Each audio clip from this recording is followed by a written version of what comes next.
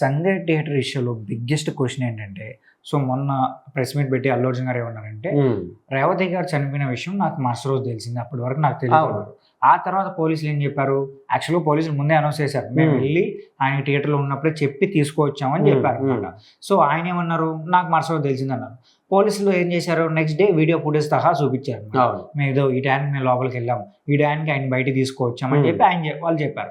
So ఇప్పుడు biggest question ఏంటంటే, ఇప్పుడు రేవతి గారు చనిపోయిన విషయం ఆయనకి ఎప్పుడు తెలిసింది? ఏది నిజం? అవును, అయితే నిన్న దాదాపుగా ఒక 3 గంటల పాటు అల్లు అర్జున్ అయితే విచారణ చేశారు. అందులో దాదాపు ఒక 20 వరకు అయితే ప్రశ్నలు అడిగినట్టు తెలుస్తుంది. అందులో కీలకమైన ప్రశ్న ఏంటంటే ఖచ్చితంగా రేవతి గురించే. సో అక్కడ రేవతి గారు మరణించారని నిజంగా మీకు ఎవరు చెప్పలేదా అని అడిగినప్పుడు ఆయన కూడా చెప్పలేదు, నాకు అసలు థియేటర్ లోకి వచ్చి ఏ పోలీసు కూడా నాకు చెప్పలేదు, కాకపోతే నా మీద ఇట్లా అబద్ధ ప్రచారం ఎందుకు చేస్తున్నారు నాకు తెలుస్తలేదు అనే విధంగా అయితే చెప్పాడంట.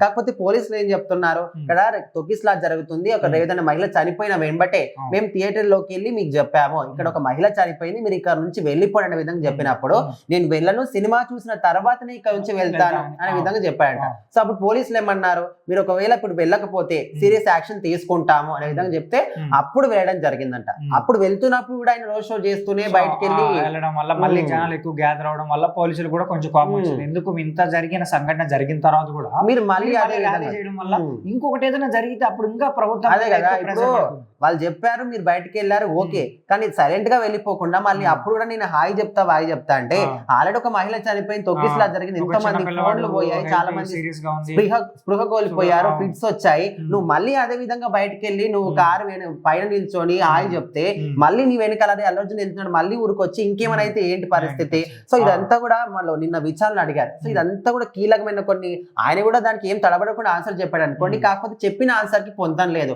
డైరెక్ట్ గా ఆయన ఒక వీడియో ఫోన్ లో రికార్డ్ చేసుకొని రిలీజ్ చేసిన దాంట్లో ఒక విషయం చెప్పాడు, అండ్ ప్రెస్ మీట్ పెట్టి మాట్లాడినప్పుడు ఒక విషయం చెప్పాడు, ఇప్పుడు విచారణలో మరి ఏం మాట్లాడాడు ఆన్సర్ అయితే గుక్కపట్ట కూడా చెప్పాడంట, కాకపోతే ఏం చెప్పాడు అనేది ఇంకా అది తెలియాల్సి ఉందన్నమాట. సో మొత్తానికి అయితే అసలు అక్కడ అడిగిన ప్రశ్నకి ఇక్కడ రేవతి విషయంలో మీకు నిజంగా తెలుసా లేదా, మీకు ఎవరు చెప్పలేదా అని చెప్పినారు, చెప్పలేదని చెప్తున్నాడు. కానీ పోలీసులు అయితే అబద్ధం చెప్పారు కదా. అండ్ అక్కడ చూస్తే మనం కొన్ని వీడియోస్ లో కూడా చూసాం, డైరెక్ట్ గా పోలీసులు వెళ్ళి ఆయన లోపల నుంచి బయట తీసుకొస్తుంది. సో అండ్ అక్కడ కూడా ఇంకో విషయం ఏంటంటే అల్లు అర్జున్ ఏం చెప్పాడు, నేను సినిమా సగంలోనే ఆఫీస్ వెళ్ళిపోయాను అన్నాడు. కానీ అందరికి తెలిసిన విషయం క్లియర్ గా ఆయన సినిమాలో జాతర సీన్ అయిపోయిన తర్వాత వెళ్ళిపోయారు, అంటే 2 hours తర్వాత వెళ్ళిపోయారు. సో ఈ విధంగా కొన్ని విషయాల దగ్గర ఆయన అబద్ధం చెప్పాడా, లేకపోతే కావాలని చెప్పాడా, లేకపోతే ఏదో ఆటోమేటిక్ అట్లా ఆన్సర్ వచ్చిందో తెలియదు. కానీ మొత్తానికి అల్లు అర్జున్ మాత్రం ఒక మాట తప్పించడం, ఒక దగ్గర ఒక విధంగా మాట్లాడడం అనేది పోలీసులకు అయితే నచ్చడం, దాని పాయింట్ గా తీసుకుని వాళ్ళైతే విచారణ చేశారు. సో మొత్తానికి నెక్స్ట్ స్టెప్ ఏంటో ఇంకా తెలియాల్సి ఉంది.